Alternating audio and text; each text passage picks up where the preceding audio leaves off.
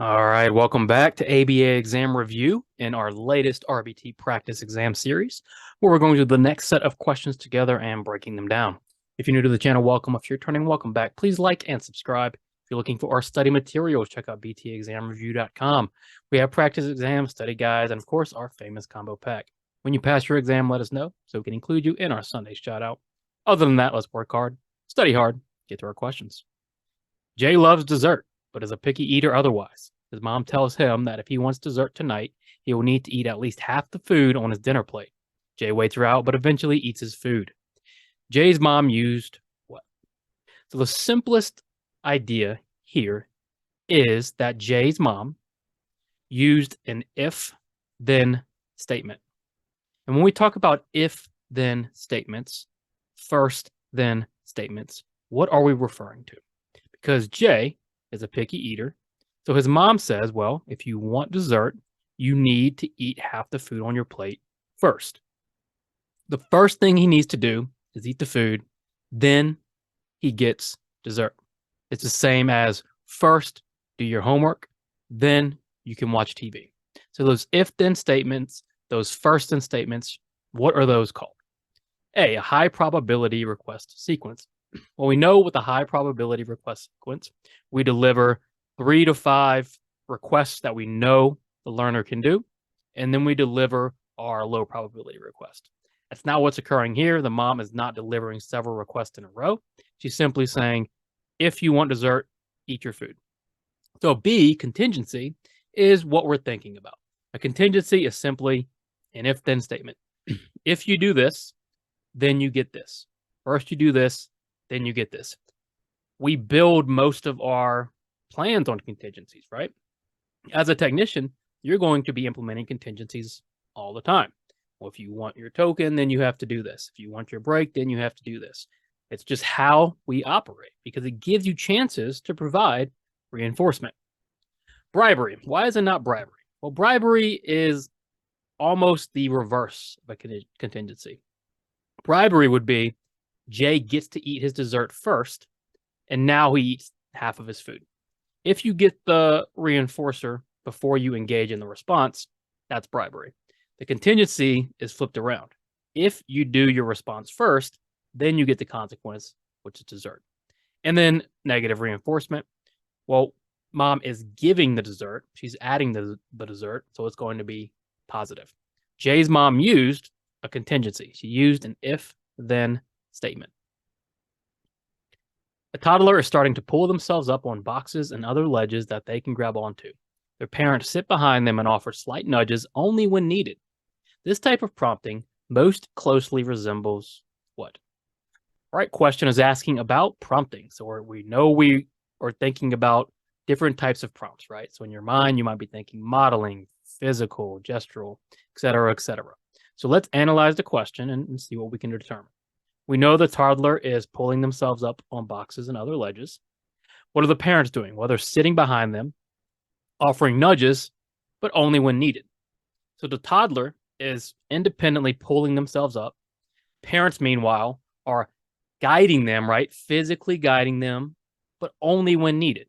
So what kind of physical prompt occurs as needed? A, full physical prompting. With a full physical prompt, you are essentially doing the response for the learner, right? In this case, a full physical prompt would be parents holding the toddler and lifting them up fully, right? They're not full physically prompting. They're only offering these small nudges as needed. B, modeling prompting. Are the parents modeling pulling up? No, they're sitting behind the toddler, watching the toddler attempt to do the response themselves. C, gestural prompting. Are the parents pointing and showing and indicating where the toddler needs to pull up? No, again, they're just sitting behind them, offering what? Well, they're offering graduated guidance. And if you think about that term, graduated guidance, right? The parents are offering slight nudges, basically slight guidance, physical guidance, but only as needed. And the crux of graduated guidance is you offer physical prompting and then you immediately remove it. And it's only when necessary. So graduated guidance is a type of physical prompting, somewhere in between partial and full, because you're only doing it as necessary and then fading immediately. So the parents are offering this graduated guidance as needed. A group of friends just finished eating dinner. The waiter brings the bill to the table and everyone reaches for their wallets to pay their portion. The bill is the blank as it relates to people paying for the meal. Now, I always say your fundamentals, right? Punishment, reinforcement, SDs, consequences, MOs. We have to know these things because in this case, we have to identify the bill as it relates to people paying for the meal. So where does the bill exist in this scenario relative to the meal? Well, we know they just finished eating dinner. The waiter brings the bill. Here's our bill. And then everyone reaches for their wallets to pay. So the bill comes before people reaching for their wallets. That eliminates what? It eliminates consequence. Consequences can't come before the thing, right? This is an antecedent of some sort. Why is it not a motivating operation? Well, because the motivation to pay for the meal is always there, right? If you buy a meal, you know you need to pay for it. But can you just pay for the meal at any time? No, you need to wait for the check in this case. You need to wait for the register. You need to wait for the waitress. Something has to signal to you that now is the time to pay the meal. And that's exactly what the bill does in this situation. Not until the bill is brought can these people pay for their meal. So the bill is the signal to pay for the meal, and there's reinforcement ready to pay for the meal. So the bill functions as a SD. It's not a prompt, right? Prompt comes in between the SD and the response. The bill is simply saying, okay, now it's time to pay. An SD is just a signal, right? A signal that evokes a response. The bill evokes the response of paying for the meal. So bringing the bill is an SD. If you do not understand that, go back to the basics. Let's review our study guide, review the difference between MOs and SDs. That's a fundamental that you must know. That can cause challenges in the beginning. It can be tricky at first. Once you get it down, though, okay, it's going to become automatic. An election for student council is coming up at Elizabeth's school. Elizabeth wants to better understand who the students might vote for, so she passes out a questionnaire and collects it afterwards. What type of assessment is she doing? Okay, think about this one briefly. It should be pretty straightforward for you. We have Elizabeth, and she wants to better understand who the students might vote for. So she's going to do an assessment. She passes out a questionnaire, collects it afterwards. If we're using questionnaires and surveys and interviews, what type of assessment are we doing? A, an indirect assessment. Yes. Why is this indirect? Well, what's the behavior here, right? Well, it's voting. Is Elizabeth actually watching these students vote and taking data on that? She's not. If she was, that would be a direct assessment. She's indirectly assessing their voting behavior through this questionnaire. Is it as accurate? No. Is it viable? Sure. So she just wants to get an idea, who might you vote for? So she's doing an indirect assessment.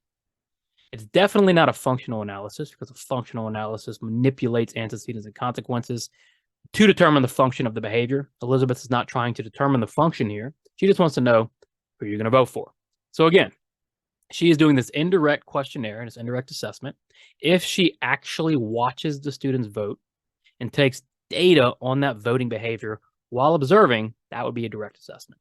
But instead, she's just using a questionnaire, not actually observing the behavior occurring. Therefore, it's an indirect assessment.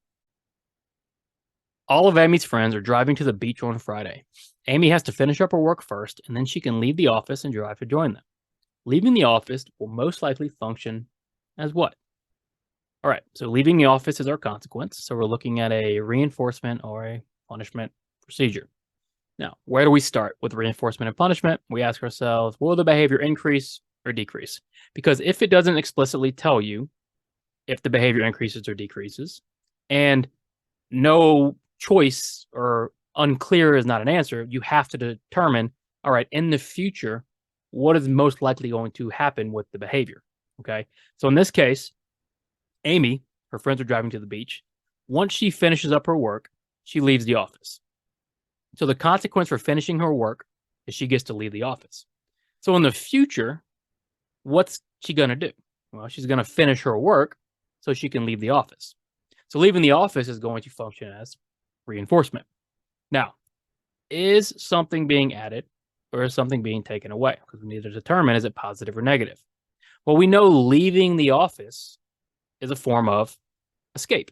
She gets to escape the office. And escape is correlated with what? Positive reinforcement, positive punishment, negative reinforcement, or negative punishment. Escape is correlated with negative reinforcement. So if Amy finishes her work and escapes the office, in the future, she's going to finish her work due to negative reinforcement. Now, it doesn't explicitly say the behavior is going to change in the future, and it might not. When it doesn't, you're going to have to deduce basically what's going to happen in the future. But always know escape, okay, is a typical form of negative reinforcement when that behavior is going to increase in the future. It's the reason kids engage in maladaptive behavior to get out of task demands. Because when they engage in maladaptive behavior, that task demand is removed, they escape, they're negatively reinforced. Amy finishes her work, she escapes. In the future, she's going to finish her work because it leads to escape. So leaving the office is most likely going to function as negative reinforcement. During a 4-hour session, a behavior technician asked their client to spell out their name 7 times. The client is able to successfully spell their name 3 times in that 4 hours. What is the percentage of opportunity measurement? Okay, pretty easy if you know what this is, right? It's a type of measurement. And with a percentage of opportunity, how do we find that? Well, it's exactly what it sounds like. How you take how many opportunities the person had. So in this case, how many opportunities did the client have? Well, they had 7. Okay, they had 7 opportunities. And then you ask yourselves, how many of those opportunities did they get correct? Was it the correct response? Well, they did it 3 times. So the percentage of opportunity, or you could say percentage of opportunity correct, is going to be what? Well, it's going to be 3, the amount correct, divided by the opportunities, 7, and that's going to give you 43%. Don't get confused and pick something like 75% because you divided the, or 57% because you divided the hours by 7, right? What you're looking for, the hours are irrelevant here, right? Because we're only looking for how many did they get right depending on the opportunities given. They got 7 opportunities. They got 3 right. We divide how many right by total opportunities. It gives us 43%. Don't worry about the time here. And that's what they'll do at measurement questions, because measurement questions should be pretty easy by the time you get to the exam. Don't get distracted by stuff that doesn't matter, right?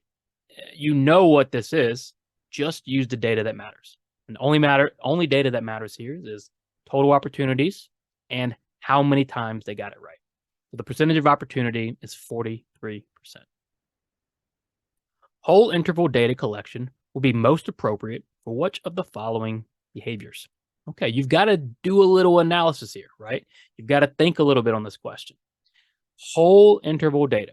What is whole interval data? Well, whole interval data, we pick an interval and we need the response to occur that entire interval, right?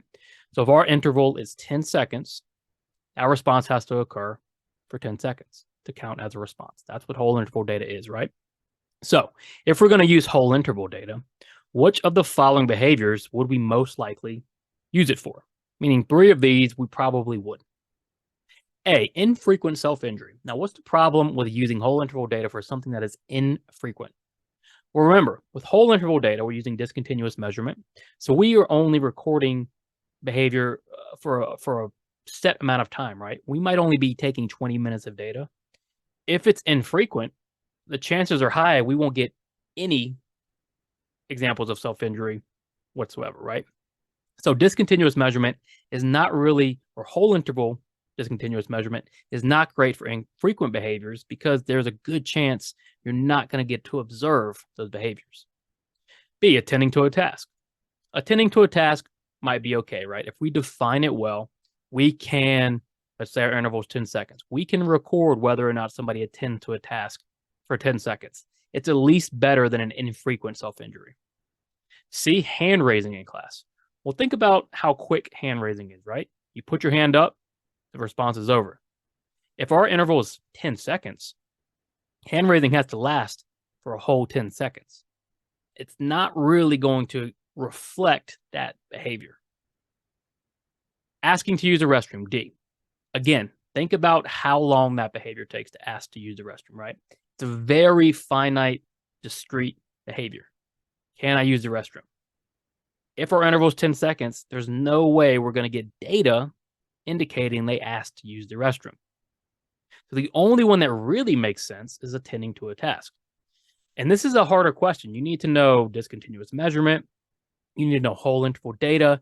You need to put yourself in the shoes of a technician. If you got it right, that's fantastic. If not, that's okay, right? Understand why you got it wrong and understand why attending to the task is best. Remember, whole interval data, the behavior has to happen the entire time, and we're only recording behavior for a limited amount of time. So you've got to meld those two things together and realize attending to a task is really the only thing that makes sense given what kind of data collection we're using.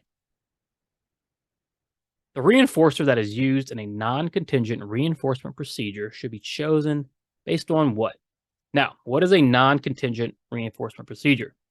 Well, the non-contingent reinforcement procedure, we are delivering reinforcement on a schedule regardless of behavior, meaning reinforcement is not contingent on any behaviors. We're just delivering reinforcement, typically as a motivating operation, as an abolishing operation, okay? And the way we choose what reinforcement we deliver in NCR is how? A, the client's preference. Well, do we ever choose reinforcers based just on preference? No, we've got to go through reinforcer assessments, everything else, right? So A can't be right. B, the function of the behavior. Yes, you want to choose a reinforcer that maintains the behavior, that can affect the behavior, right? If that reinforcer has no effect on the behavior, what's the point in using it in an NCR, right? So if you're going to use non-contingent reinforcement, that reinforcer should be based on the function of the behavior. What about the topography of the behavior? Well, we know the topography of the behavior tells us what it looks like, but it doesn't tell us much more.